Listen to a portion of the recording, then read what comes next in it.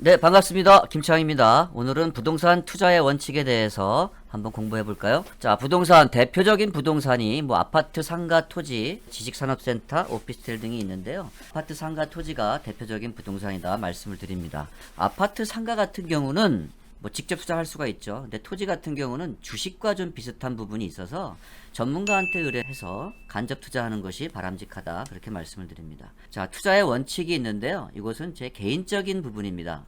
제가 가지고 가는 투자의 원칙은 제일 먼저 지역 선정을 합니다. 인구가 증가하는 지역이 있는 반면에 감소하는 지역이 있습니다. 기왕이면 인구 증가하는 지역에 들어가는 것이 좋죠.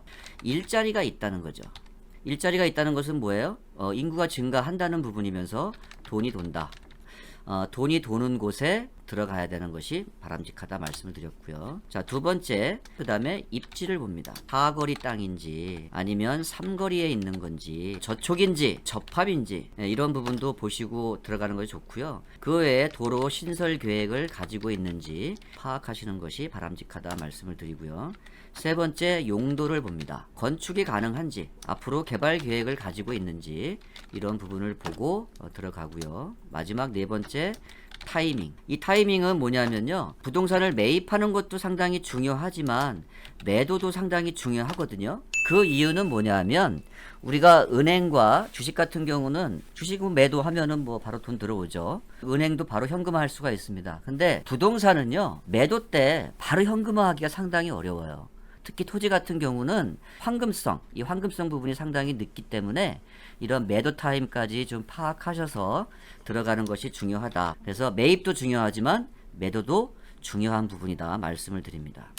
자, 우리가 땅이 돈이 된다, 이런 말씀을 드리는데요. 근데 어떤 땅이 돈이 되는지를 알고 가야 되는 거거든요. 제일 중요한 방법은 뭐냐면요, 돈이 된 결과물을 확인을 먼저 한번 해보십시오.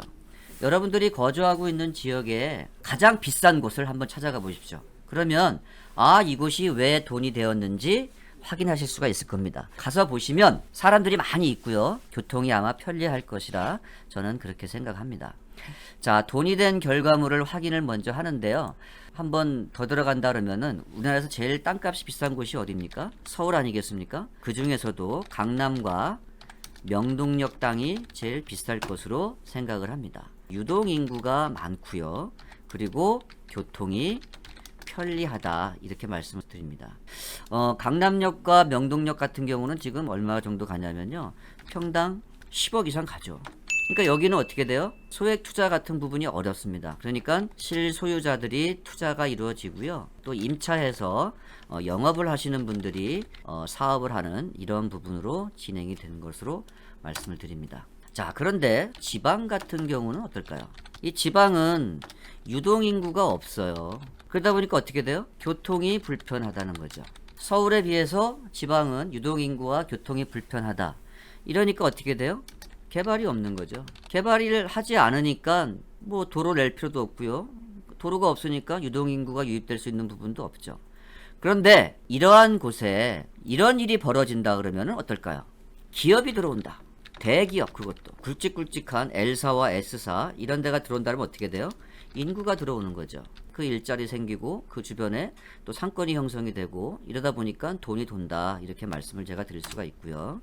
그 다음에 도로 신설, 국도도 있을 수 있고요. 고속도로도 있을 수 있고요. 뭐 지방도 여러 가지가 있을 수 있습니다. 그래서 도로가 신설되는 곳을 찾아서 들어가시면 좋다는 부분을 말씀을 드립니다. 그리고 관공서가 들어가는 곳에 주변 인근에는 개발될 수밖에 없다. 그 좋은 예로 이천 시청이 들어가는 그 인근에 보시면요, 다 개발이 되더라.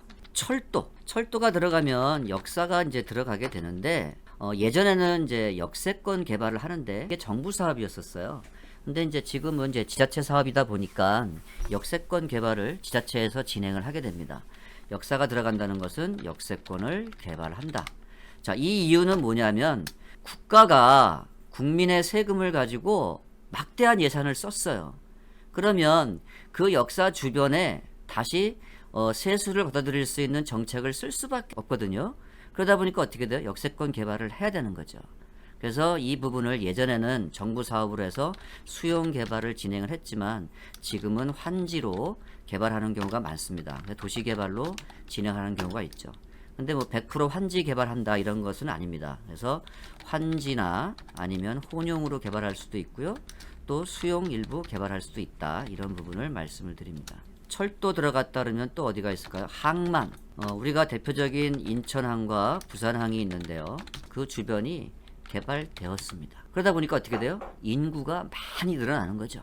그 다음에 산업단지가 들어가는 곳 뭐냐면요, 근로자가 들어옵니다. 근로자가 들어오니까 어떻게 돼요? 일자리가 늘어나고요, 돈이 돈다, 이렇게 말씀을 드립니다.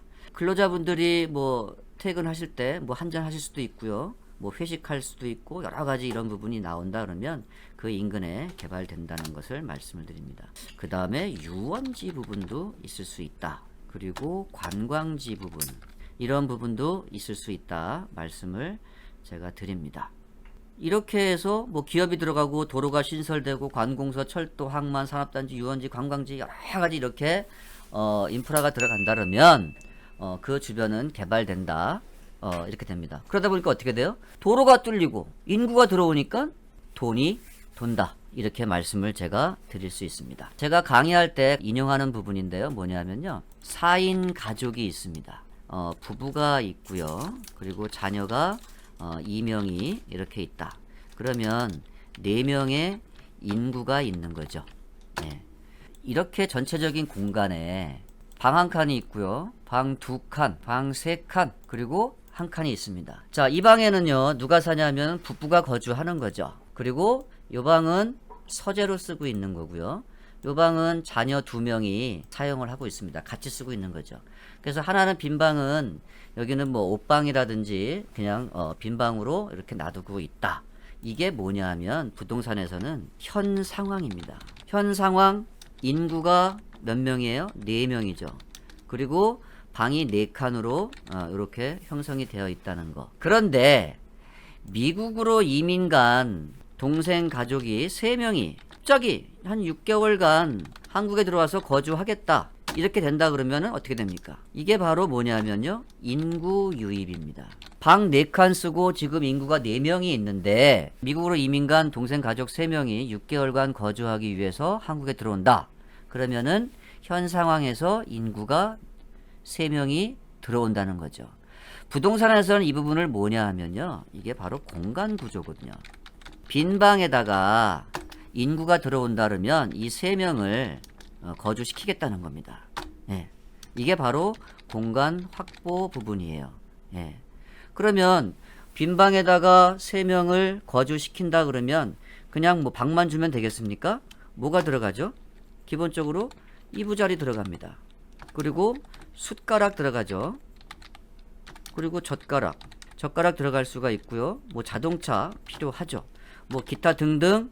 이것을 부동산에서는 토지 이용 계획이라고 말을 합니다. 인구가 증가한다 그러면 이 중간을 어느 공간 구조에다가 위치할 거냐, 이렇게 말씀을 드릴 수가 있는 거죠. 이렇게 인구가 들어온다 그러면 부동산에서는 어떻게 됩니까? 토지 이용 계획에 주상 공록, 주거지, 상업지, 공업지, 녹지 다 들어가게 돼 있어요. 물론 도로도 들어가겠죠. 사람이 들어오면은 주거 형태가 있을 수 있는데 이 사람들이 뭐 잠만 잡니까?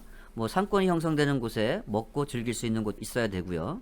그 다음에 자동차가 갑자기 고장난다 그러면은 또 공업사에 가가지고 또 고칠 수 있고, 또 녹지가 있어서 휴식할 수 있는 이런 공간도 있어야 된다는 부분을 말씀을 드리는 거고요.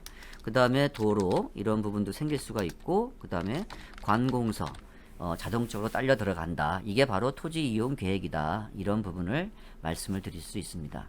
그래서 각 지자체에 가서 확인해 보시면요, 예를 들어서 충주다 그러면 충주 홈피에 들어가시면요, 도시기본계획이 있습니다. 이 도시기본계획은 20년 장기 플랜 계획이거든요. 가서 보시면요, 앞으로 도시의 2021년부터 2040년까지 어떻게 도시를 개발시킬 것인가에 대해서 4단계로 나눠서 진행을 합니다. 이것은 5년 단위로 진행을 하는데 5년 단위 곱하기 4번을 진행을 하게 되면 이게 20년 장기 프로젝트입니다.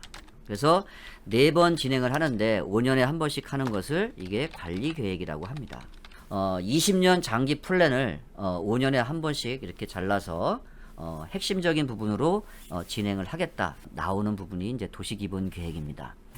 전체적으로 이렇게 보시면 대표적인 부동산이 뭐 아파트, 상가, 토지가 있지만 투자의 원칙을 보시면 지역 선정을 들어가시고요. 그 다음에 입지, 그 다음에 용도, 타이밍 이렇게 보실 수가 있는데 땅이 돈이 된다. 돈이 된 결과물을 먼저 확인해라. 그래도 우리나라에서 가장 땅값이 비싼 곳이 서울이다. 그 이유는 유동인구와 교통이 편리하다. 여기는 실소유 목적으로 들어가는 것이 맞다 말씀을 드리고요. 반대로 지방 같은 경우는 유동인구도 없고 교통이 불편하다. 왜? 개발이 안 하니까. 그래서 이러한 곳에 기업이 들어오고 도로가 신설되고 관공서, 철도, 항만, 산업단지, 유원지, 관광지, 기타 등등등등 이러한 부분이 들어온다 그러면 인구가 자동적으로 들어온다는 겁니다. 그러면 이 주변에 개발이 이루어지고 돈이 돈다 이렇게 말씀을 드리고요. 쉽게 말씀을 드려서 4인 가족이 이렇게 거주하는데 방 4칸을 쓰고 있지만 빈 방 1칸을 외국에서 들어온다 그러면 인구 유입이 들어오는 상태다 이렇게 말씀을 드리죠.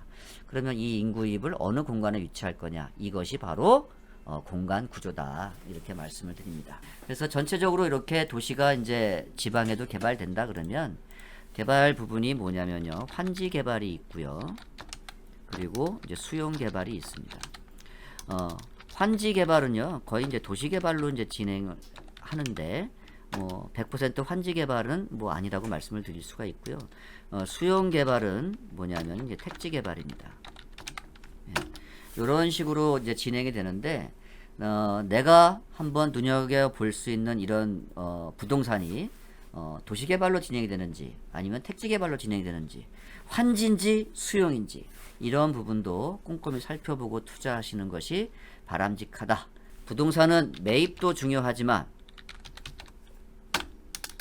매도도 상당히 중요하다. 예, 이 부분이 바로 현금화할 수 있는 부분, 황금성 부분도 상당히 중요하다는 부분을 오늘 말씀을 드렸습니다. 다 알고 계시는 내용일 수 있지만 제 개인적으로 가져가는 부동산 투자의 원칙을 여러분들과 같이 한번 공유해 봤습니다. 자, 여러분들한테 조금이라도 도움이 되셨으면 하는 그런 바람에서 영상을 만들었습니다. 오늘도 시청해 주신 여러분들 감사합니다. 건강하십시오.